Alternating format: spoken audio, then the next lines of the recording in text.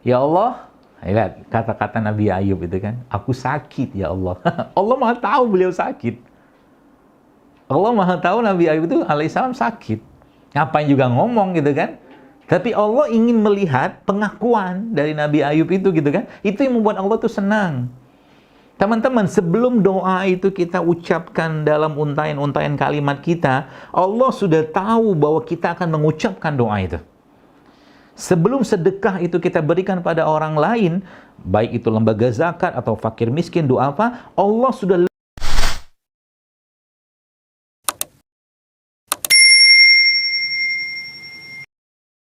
Yang paling melatih paling gampang itu sebenarnya justru malah dengan kita membaca Al-Quran. Ya, membaca Al-Quran itu salah satu cara paling mudah. Ya, makanya jangan jadikan Al-Quran itu sebagai cuman sekedar ringtone gitu kan. Janganlah, ya. Kita harus beradab dengan Al-Quran. Ya, harus beradab dengan Al-Quran. Buku-buku apapun juga itu kan sumber ilmu juga, kita harus beradab. Nah, jadi itu beberapa. Jadi kalau Ibnu Qayyim al-Jauziyah rahimahullah mengatakan, jadi kalau bicara tentang jiwa, bicara tentang hati tadi itu, ya syubhat dan syahwat tadi, penyakit yang tadi itu obatnya memang Al-Quran. Nah, pertanyaannya, saya udah baca Quran gitu kan, tapi kok nggak dapat feel-nya? Ini yang menarik. Ya. Ginilah mungkin ya. Sebelah mungkin ada orang lagi mual-mual. Ya, dia mual-mual, kemudian subhanallah, Allah kasih petunjuk sama dia untuk minum jahe. Misalkan jahe kayak begini. Segelas minum, adalah baikan sedikit. 2 gelas minum, adalah baikan sedikit. 3 gelas minum, barulah hilang penyakitnya. Nah, Al-Quran itu juga sama. Saya menganalogikannya, ibarat kata kita ini dengan begitu berlimpahnya sakit di hati, di jiwa, di ruh kita ini, sekarang mungkin bisa jadi 1 lembar nggak cukup, 2 lembar nggak cukup, 3 lembar nggak cukup. Bisa jadi 1 juz baru terasa getaran tadi. Maka Nabi SAW, kalau Anda baca kisah-kisah para orang-orang soleh zaman dulu, di luar Nabi, pastinya itu, saya pernah membaca, itu bahkan Rasulullah itu pernah semalam suntuk hanya membaca 1 ayat. Kalau teman-teman baca dalam surat Al-Qasas ayat 16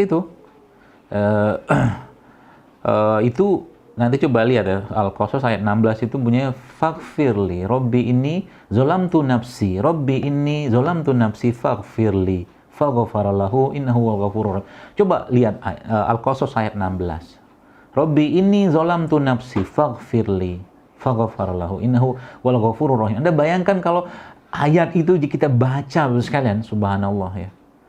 Lama-lama nangis sendiri kita. Mulai itu perlahan-lahan habis ya. Keselnya habis, ya penyakit hatinya habis. Enggak langsung habis mungkin, tapi perlahan. Makanya kita lihat doa-doa dalam Al-Quran itu. Dia ada yang doa-doa spesifik. Udah mentok banget, misalkan nggak tahu lagi mau ngapain, bingung mau ngambil ini, salah, ini salah, itu salah, dan nggak tahu juga mau ngambil solusi apa, maka ada doanya, doa Zunnun. La ilaha illa anta subhanaka inni kuntu minaz zalimin. Itulah. Nabi Yunus dalam 3 kegelapan itu kan, subhanallah. Allah mewahyukan kepada beliau gitu kan. La ilaha illa anta. Enggak ada yang tiada yang berhak disembah kecuali Engkau. Inni kuntu minaz, aku termasuk orang-orang yang zalim. Udah mentok banget, itulah. Jadi subhanallah teman-teman sekalian ya. Jadi kalau sudah kayak begini tuh asik gitu kan. Jadi akhirnya nanti apa? Dia akan sendiri ya. Jadi kalau udah ngerti, oh masalah jiwa, masalah soul, masalah hatiku ini bermasalah tuh karena ini, itu di stop. Nah, maka dia sudah mulai milih gitu. Milih teman, milih makanan, milih apa. Nah, baru masuk ke fisiknya. Gitu loh. Jadi sering saya sampaikan bahwa semua syariat dalam Islam itu menyehatkan, menenangkan. Kata Nabi SAW waktu di salah satu perang ya kepada Bilal. Nabi berpesan pada Bilal, wahai Bilal, kata Nabi, arihna bis sholat. Tenangkan kami, damaikan kami dengan sholat. Wahai Bilal, tenangkan kami ya tenang gitu kan dengan sholat. Gimana mau sholatnya mau tenang? Wudunya nggak benar, sholatnya nggak tumak ninah gitu loh. Jadi jiwa itu Bapak Ibu sekalian, teman-teman sekalian, ya tadi tenang itu dengan apa yang sudah Allah perintahkan. Ya, kalau mau ketemu Allah tenang, kalau nggak mau nggak apa-apa, nggak ada ruginya pada Allah, gitu loh. Jadi kalau mau ketemu Allah dengan tenang, Bapak Ibu sekalian, ya tenangkan jiwa itu dengan syariat. Tadi minta, ya Allah jadikan Al-Quran ini, ya kalau teman-teman baca salah satu doa yang penghilang kesedihan itu, ya, yang di situ kita minta pada Allah, ya Allah jadikan Al-Quran ini sebagai temanku, sahabatku, penenangku, gitu kan. Masya Allah doa itu. Ya, ada doa yang Allahumma ini abduka ibnu amatika nasiyatik, ya, itu kan. Nanti coba dilihat tuh doanya itu. Seperti itu. Maka tadi saya katakan tadi, lagi sakit juga sama. Lagi sakit ada doanya Nabi Ayub. Jadi dia ibarat kata jiwa itu dia punya masing-masing doa. Nabi Ayub ketika sakit apakah berdoa, ya Allah sembuhkan sakitku, hilangkan kustaku, hilangkan bauku? Enggak. Ya, karena beliau seorang nabi dengan akidah yang luar biasa, dengan iman yang luar biasa, maka doanya cuma apa? Doa Nabi Ayub apa? Ada yang ingat? Doa Nabi Ayub? Apa Ustaz? Robbi ini. Kok saya juga lupa. Engkau tahu keadaan. Iya. Nanti doa Nabi Ayub coba dilihat itu. Nabi Ayub itu kan bilang, ya lupa ya, subhanallah. Ini gara-gara apa nih lupa? Ya intinya, Rabbi anni massanyat duru anta arhamur rahimin. Ya Allah, lihat kata-kata Nabi Ayub itu kan, aku sakit ya Allah. Allah Maha tahu beliau sakit. Allah Maha tahu Nabi Ayub itu alaihissalam sakit. Ngapain juga ngomong gitu kan? Tapi Allah ingin melihat pengakuan dari Nabi Ayub itu gitu kan. Itu yang membuat Allah tuh senang. Teman-teman, sebelum doa itu kita ucapkan dalam untayan-untayan kalimat kita, Allah sudah tahu bahwa kita akan mengucapkan doa itu.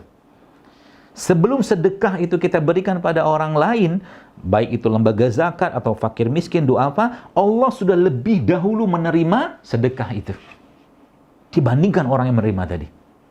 Itu Masya Allah kayak begitu jadinya. Jadi udah kayak begitu tuh kita bersedekah itu, ya akhirnya karena memang pengen Allah yang langsung terima gitu kan.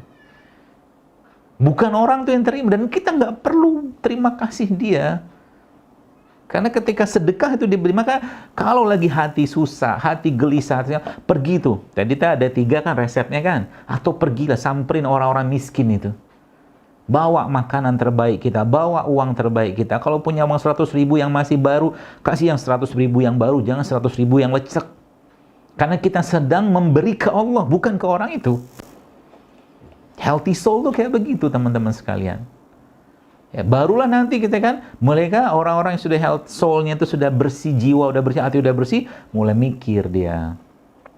Sekali-sekali mungkin tidak masalah lah, katakanlah misalkan ya kita yang namanya juga manusia, pasti akan melakukan hal-hal yang ya sengaja tidak sengaja, mungkin jangan sampai dosa besar pastinya. Ya. Jadi maksud saya itu kita minta sama Allah, bahkan ada satu doa yang mungkin teman-teman pernah dengar ya, Allahumma inni as'aluka fi'lal khairat wa tarkal munkarat wa hubbal masakin.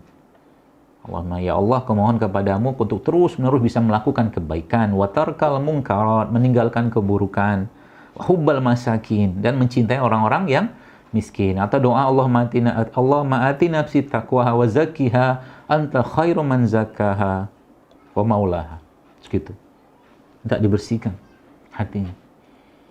Jadi kalau udah kayak begitu, saya Masya Allah, indah banget. Jadi ketemu kita, misalkan gini ya, misalkan Mbak Dini lah misalkan, atau kakak Dini ya, atau kakak Dewi gitu kan, mau ketemu gitu kan. Ketemunya karena Allah, untuk saling menasihati karena Allah.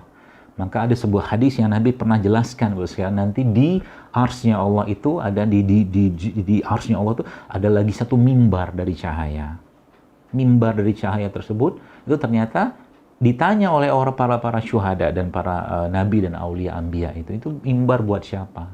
Mimbar kata Nabi SAW adalah orang-orang yang bertemu karena Allah dan saling menasihati karena. Jadi kalau kita datang ke saudara kita, saudara seiman gitu kan, orang-orang muslim yang mukmin ya tepatnya itu, karena Allah kita ingin saling menasihati, ngobrol cerita tentang perkara akhirat agama, maka mimbar itu insya Allah kita akan bisa dapatkan. Asik kan gitu kan. Indah banget hidup kayak begitu. Bukan cuma ngomongin tentang ya apa-apa dunia sekali-sekali oke lah gitu kan. Tapi coba bicara tentang akhirat lebih banyak. Jadi jiwanya itu, hatinya itu akan damai, tentram. Nah,